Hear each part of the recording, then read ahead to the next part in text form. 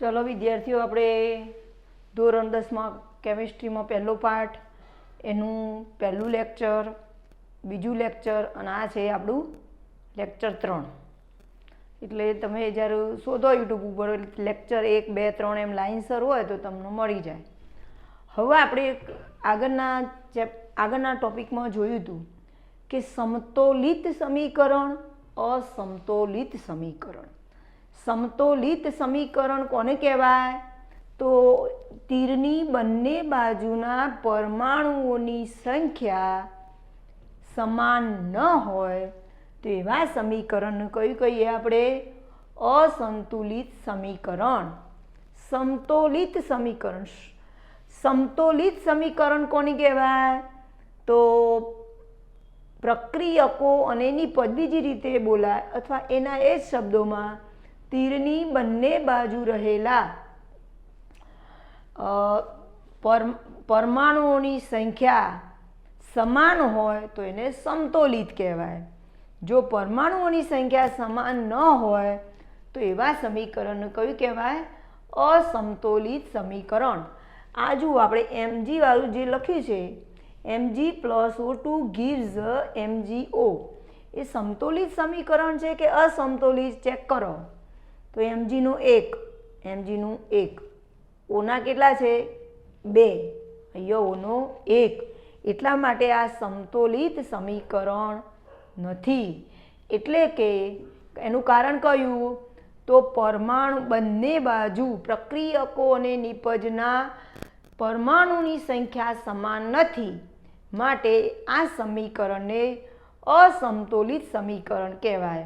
हवे ज्यारे असमतोलित समीकरण थाय त्यारे बंने प्रक्रियको अने निपज बंनेना दळ समान थता नथी। दळ पण जुदा जुदा थई जाय तो जो दळ जुदा थाय तेवा समीकरण कहेवामां आवे छे माळखाकीय रासायणिक समीकरण।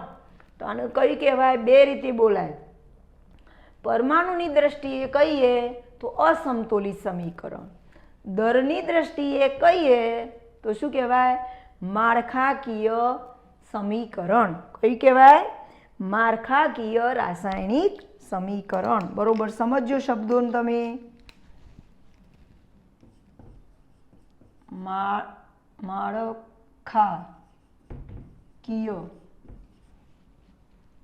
माळखाकीय रासायनिक समीकरण तो आ शब्द क्यारे वपराय माळखाकीय रासायनिक समीकरण तो ज्यारे दळ सरखा न होय त्यारे आपणे ए शब्दने माळखाकीय बोलीए। अने जो परमाणुनी संख्या सरखी न होय तो ज्यारे परमाणु शब्द होय तो त्यारे एनी वखते आपणे शुं बोलीए छे असमतोलित समीकरण। शब्दों तो आना माटे बे रीते बोलाय समीकरण।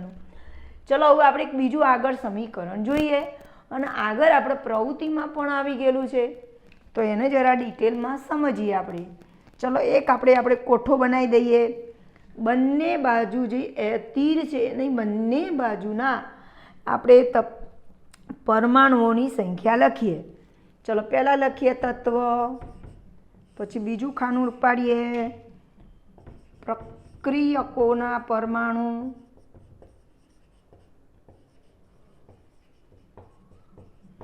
चलो तीजू खानु पाड़िए निपजोना परमाणु निपजना परमाणु।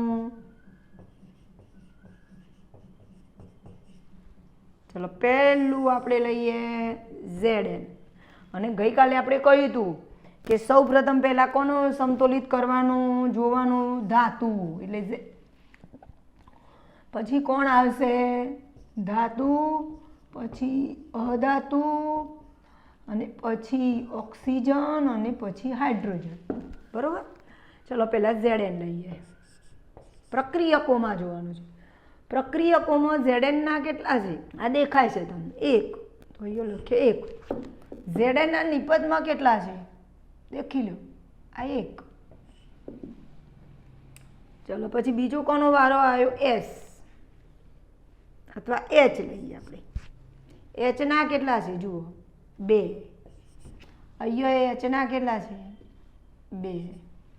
चलो पछी ओ ना जोईए અથવા એસના જોઈએ, ગમે તે જોઈએ, એસના જોઈએ. અહીંયા એસનો 1 કહેવાય. ઓના પાછળ 4 એટલે ફક્ત ઓના 4 પરમાણુ, એચના નીચે 2 એટલે ફક્ત એચના જ 2, એસના નીચે કશું નહીં એટલે કેટલા સમજવાના આપણે? 1. અહીંયા એસના કેટલા સમજવાના? 1. ચલો આવું જોઈએ. ઓના કેટલા? 4. અહીંયા તો બંને બાજુ પ્રક્રિયકોના પરમાણુ, નિપજના પરમાણુ બંનેની બધામાં સંખ્યા કેવી છે? સરખી. એટલા માટે આપણે શું કહીશું? પરમાણુ તીરના બંને બાજુના પદાર્થોની માં રહેલા તત્વોની સંખ્યા, તત્વોના પરમાણુઓની સંખ્યા કેવી છે? સમાન છે. માટે આ સમીકરણ કેવા પ્રકારનું કહેવાય? સમતોલિત સમીકરણ. આને કેવું કહેવાય? અસમતોલિત સમીકરણ. જો સમતોલિત સમીકરણ હોય તો એને પછી આપણે સમતોલિત હોય તો આને પછી કંઈ બેલેન્સ કરવાની જરૂર હોતી નથી. જો સમતોલિત ના હોય, અસમતોલિત સમીકરણ હોય તો એનું પછી આપણે જાતે સમતોલિત કરવું પડે. એના માટે આપણે 4 પોઈન્ટ લીધા હતા સમતોલિત કરવા માટે. ગઈકાલે કેટલાક ઉદાહરણ પણ લીધા હતા. આજે આપણે એક બીજું ઉદાહરણ, એક આ ઉદાહરણ લીધું, હવે એક બીજું પણ ઉદાહરણ આપણે અસમતોલિત સમીકરણનું લેવાનું છે. ચલો હવે આપણે બીજું ઉદાહરણ જોઈએ. આગળ ઉદાહરણ આપણે જોયું સમતોલિત ડાયરેક્ટ સમીકરણ હોય. હવે Fe એટલે લોખંડ, આયન. તો લોખંડનો પાણી સાથે એટલે કે વરાળ સાથે પાણી સાથે પ્રક્રિયા કરીએ તો આયન, ઓક્સાઇડ અને હાઇડ્રોજન મળે છે. ચલો હવે આ સમીકરણ સમતોલિત છે કે નહીં એના માટેના કેટલાક સોપાનો છે, કેટલીક પદ્ધતિ છે, પોઈન્ટો છે. ચલો પહેલું સોપાન 1માં પહેલાં આપણે શું કરવાનું છે? દરેક જે અણુઓ છે એના ખાના કરવાના ઉપર. આ રીતે જુઓ, આ રીતે આપણે ખાના કરવાના કરી દીધા. અંદર કોઈ ફેરફાર કરવાનો નહીં, ફક્ત ખાના કરવાના સમીકરણ ઉપર. પહેલું કામ આ. ચલો ખાના કરી દીધા. તો શું કરવાનું? સૌ પ્રથમ સોપાન 1માં દરેક સમીકરણ સૂત્રની ફરતે, સોપાન 1માં સમીકરણમાં રહેલા સૂત્રની ફરતે ખાના કરવા, અંદરની સાઈડે કોઈ ફેરફાર કરવો નહીં. કમ્પ્લીટ કર્યું. ચલો સોપાન 2. તો સોપાન 2માં આપણે શું કરવાનું છે? તો સોપાન 2માં પરમાણુની સંખ્યા, પરમાણુઓની સંખ્યા નોંધી લઈએ આપણે. ચલો આગળ આપણે જોયું હતું તો પહેલાં તત્વ ખાનું પાડીએ, પછી પ્રક્રિયકોના પરમાણુ અને અહીંયા નિપજોના પરમાણુ. ચલો એના માટે પહેલાં જોઈએ આપણે Fe, પછી બીજું લઈએ હાઇડ્રોજન, જે લેવું હોય લઈ શકાય આપણે H, અને ત્રીજું લઈએ આપણે O. ગમે તેમ લેવાય, એવું કોઈ ફિક્સ નહીં.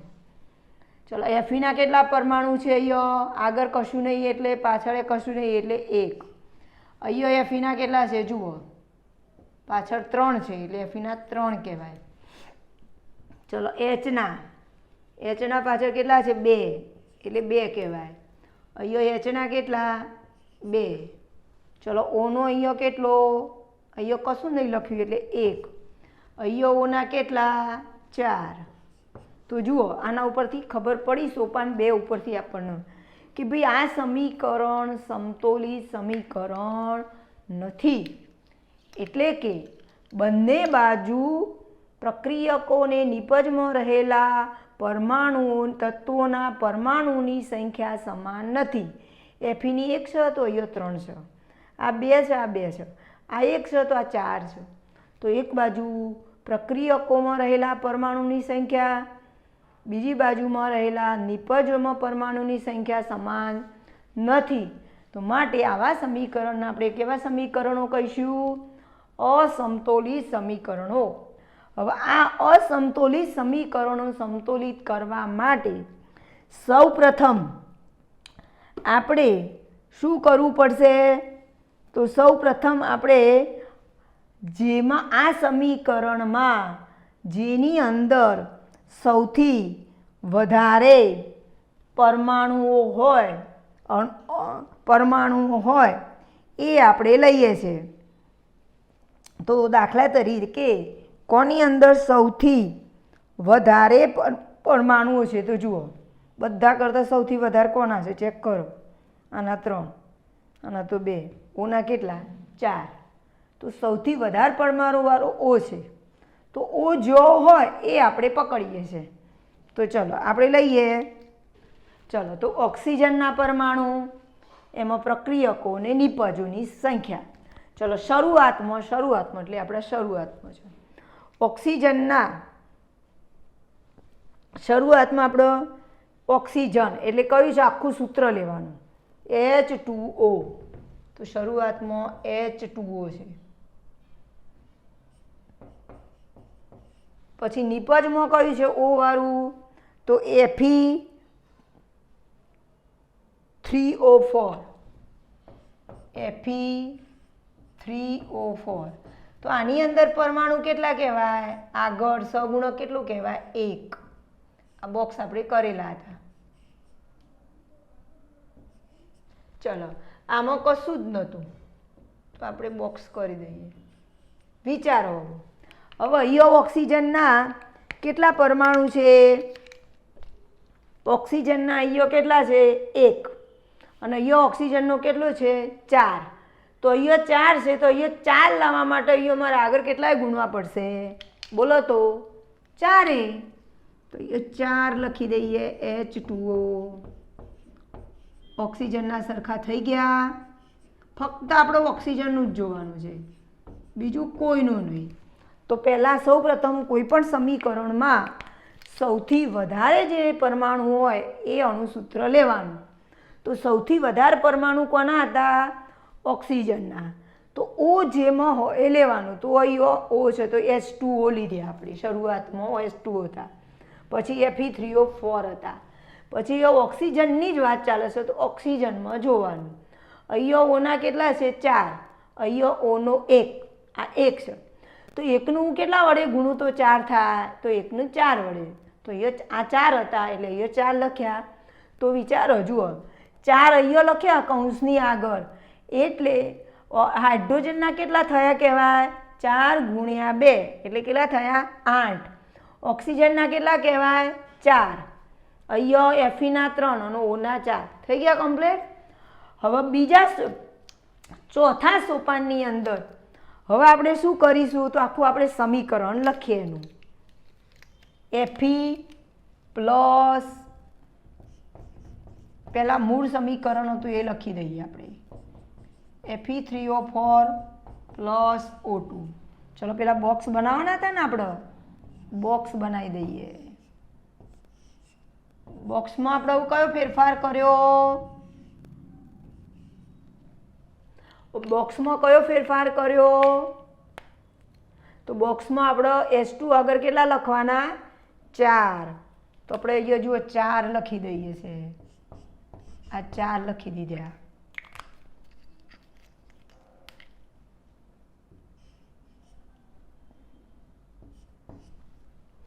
ચલો હવે આગળ જોઈએ. સોપાન 4. સોપાન 4માં હવે આપણે આ જ રીતે ઓક્સિજનના કર્યા એ રીતે હાઇડ્રોજનના કરીએ. કો તો Feના એ કરી શકાય, ગમે તે. ચલો પહેલાં આપણે હાઇડ્રોજન. તો અહીંયા કોના કયા પરમાણુની સંખ્યા સમાન કરીએ છીએ? હાઇડ્રોજનના પરમાણુની સંખ્યા સમાન કરવા માટે તો આ જ રીતે આપણે બોક્સ બનાવવાનું. હાઇડ્રોજનના પરમાણુ, પ્રક્રિયકો, નિપજો. પહેલાં શરૂઆતના કયા છે? તો આ લખવાના આમાંથી. હવે તો શરૂઆતના હાઇડ્રોજનમાં કેટલા છે? 4 દુ 8, અથવા તો આ જ લખી દઈએ આપણે 4H2O. ચલો નિપજમાં કેટલા છે હાઇડ્રોજનના? સમીકરણ ખોટું, H2. ચલો નિપજમાં કેટલા છે? તો H2 વિચારો અહીંયા સમતોલિત કરવા માટે શું કરવું પડશે? તો જુઓ અહીંયા કેટલા થઈ ગયા? 4 દુ 8 થઈ ગયા. તો અહીંયા આપણે 8 લાવવાના છે. તો હું અહીંયા આગળ કેટલા મૂકું તો 8 આવશે? વિચારો, બોલો. તો આ હાઇડ્રોજન આગળ હું કેટલા મૂકું તો 8 આવશે? તો 4 દુ 8 એટલે 4 થઈ ગયા.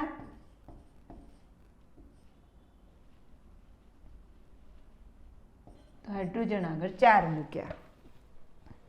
ચલો એ જ રીતે હવે સોપાન 5 લઈએ. હવે આપણે અહીંયા એક સમીકરણ લખવાનું છે. આઈ આખું અમારે જગ્યા ઓછી છે, હું એ પ્રમાણે લખું છું. તો બ્લુ પેનથી લખું, તમને ખ્યાલ આવે. આના જ સમીકરણ પણ ફેરફાર કરી દેવાનો. Fe બોક્સ પછી 4H2O arrow Fe3O4 box plus આ કેટલા આવી ગયા? 4H2O. ચલો હવે જોઈએ આપણે સોપાન 4 પછી સોપાન કયું લઈએ છીએ આપણે? 5. સોપાન 5. સોપાન 5માં હું કયા બાકી રહ્યા? ફક્ત Feના. ચલો તો Feમાં તો એ જ રીતે હવે આયન પરમાણુઓની સંખ્યા સમાન કરીએ છીએ. તો આની જેમ જ લખવાનું આપણે. જો આયનના પરમાણુ એમાં પ્રક્રિયકોમાં રહેલા, નિપજમાં રહેલા, શરૂઆતમાં કેટલા? તો આના ઉપરથી જોઈ લખી દેવાના. શરૂઆતમાં જો Fe હોય તો અહીંયા આ લખી દઈએ, Fe બોક્સ લખી દઈએ. ચલો એ જ રીતે નિપજમાં કયું છે આખું લખી દેવાનું બોક્સ.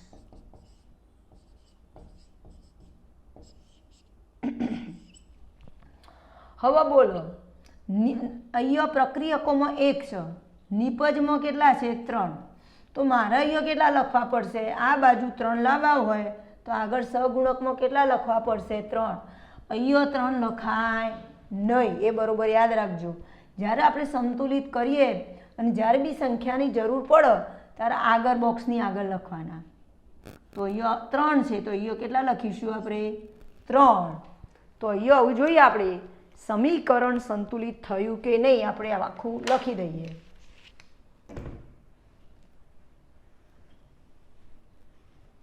ચલો આ પછી સોપાન નંબર આમ તો આવે છે, જોઈ લઈએ પહેલાં સમીકરણ. Fe બોક્સ લખી દઈએ પ્લસ 4 આ 3 થઈ ગયા ને, આ 3 લખવાના.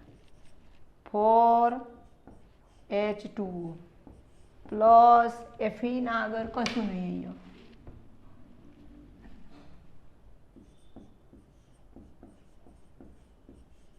gives Fe3O4 પ્લસ આ સમીકરણ આપણું મૂળ. આમાં કોઈ ફેરફાર કર્યો નહીં એટલે આમાં કંઈ નહીં લખવાનું. અહીંયા 3 આવ્યા તો આપણે આગળનામાં 3 લખ્યા. આ રીતે પછી એમ ના આવ્યા. પછી છે 4H2. હવે જોઈ લે આપણે સમીકરણ સંતુલિત થયું કે નહીં, આપણે ચેક કરીએ. તો જો Feના 3, Feના 3. ચલો હાઇડ્રોજનના 4 દુ 8, હાઇડ્રોજનના 4 દુ 8, ઓક્સિજનના 4, અહીંયા ઓક્સિજનના કેટલા છે? 4. તો અહીંયા આ સમીકરણમાં પરમાણુઓની સંખ્યા બંને બાજુ કેવી છે? સમાન છે. એટલા માટે આપણે આ સમીકરણ કેવું કહેવાય? સમતોલિત સમીકરણ. અને આ સમતોલિત સમીકરણ શોધવાની પદ્ધતિ કયા વૈજ્ઞાનિકે શોધી હતી? હીટ એન્ડ ટ્રાયલ નામના વૈજ્ઞાનિકોએ. કયા? સોરી, આ જે સમતોલિત કરવાની જે પદ્ધતિ છે એ પદ્ધતિને શું કહેવાય? હીટ એન્ડ ટ્રાયલ પદ્ધતિ. તો સમતોલિત કરવાની પદ્ધતિને શું કહેવાય? હીટ એન્ડ ટ્રાયલ પદ્ધતિ. હવે સોપાન નંબર 6 આવશે, જે આગળ આપણે લઈ લીધું છે. સોપાન 6 તો એમાં દરેક જે પ્રક્રિયકો હોય અથવા નિપજ હોય એ કયા અવસ્થામાં છે એ આપણે લખવું પડે. તો એના માટે ભૌતિક અવસ્થા, તો એના માટે આપણે જોયું હતું કે પ્રક્રિયકો અને નિપજમાં કેટલાક વાયુ સ્વરૂપ હોય, પ્રવાહી હોય, પછી દ્રાવણ હોય અને ઘન સ્વરૂપ હોઈ શકે. તો આપણે વાયુ માટે વાયુ, પ્રવાહી, દ્રાવણ અથવા તો જલીય દ્રાવણ, જલીય દ્રાવણ અને ઘન અવસ્થા માટે અનુક્રમે, તમને ખબર જ છે, અનુક્રમે કયા કયા વાયુ માટે ગેસ, પ્રવાહી માટે લિક્વિડ અને જલીય દ્રાવણ માટે એક ક્યુબ અને ઘન માટે સોલિડ લખી શકાય. તો આ રીતે હજુ આપણે ફેરફાર કરી લઈએ. આપણું ફાઇનલ સમીકરણ કયું બની ગયું? તો જુઓ, આમ જ ફેરફાર કરી દઈએ. આ એફી એ કેવું કહેવાય? લોખંડ. તો કયું કહેવાય? બોલો. લોખંડ સોલિડ. આ પાણી એટલે લિક્વિડ અથવા ગેસ સ્વરૂપ પણ હોઈ શકે છે, પણ અહીંયા આપણે ગેસ જ છે. ભેજ હોય ને લોખંડ ચોમાસામાં, તો ભેજમાં, વાતાવરણમાં ભેજ હોય એટલે ગેસ. આ કેવું થશે? એક ક્યુ. અને આ તો હાઇડ્રોજન તો તમને ખબર છે કયું થશે? ગેસ.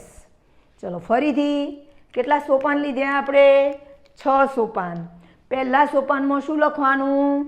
સમીકરણ લખવાનું અને એના ઉપર શું કરી દેવાના? બોક્સ કરી દેવાના. ચલો બીજા સમીકરણમાં શું લખવાનું? સમીકરણમાં રહેલા દરેક તત્વોની શું લખવાની? સંખ્યા લખવાની. આપણે આ જોયું હતું ને. પછી સોપાન 3માં શું લખવાનું? સમીકરણમાં જે સૌથી વધારે પરમાણુઓ હોય, તો કોના પરમાણુઓ? તો અહીંયા ઓક્સિજનના. તો ઓક્સિજનના આપણે પહેલાં સંતુલિત કરવાનું. તો પહેલાં ઓક્સિજન લેવાનું. તો લખવાનું ઓક્સિજનના પરમાણુઓ.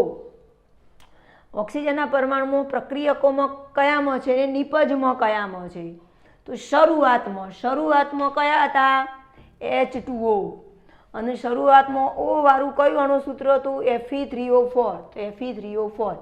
ચલો સમતોલિત કરવા માટે અહીંયા આપણે જોવાનું જાતે કે ભાઈ ઓક્સિજનનું જ જોવાનું છે. ઓક્સિજનના અહીંયા 1 છે, ઓક્સિજનના કેટલા છે? 4. તો મારે અહીંયા ઓના 4 કરવા હોય તો આને કેટલા વડે ગુણવા પડે? 4 વડે. એટલે 4 થઈ ગયા.